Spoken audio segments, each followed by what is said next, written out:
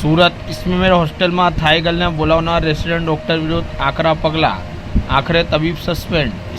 સુરત શહેરની ઇસ્મેમેર હોસ્પિટલની તપાસ સમિતિ દ્વારા રેસિડેન્ટ ડૉક્ટર રિતિક દરજીને કોલેજની હોસ્ટેલમાં થાઈ ગર્લને લાવવાના મામલે દોષી જાહેર કરી રિપોર્ટ મોકલી આપવામાં આવ્યો.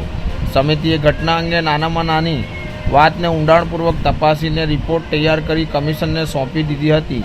આ તપાસમાં વોર્ડન, રેક્ટર, સિક્યુરિટી ગાર્ડ તેમજ અન્ય લોકો સાથે પણ વાતચીત કરવામાં આવી હતી અને જેટલા પણ દસ્તાવેજો સામે આવ્યા તેના પુરાવા તરીકે રજૂ કરવામાં આવ્યા.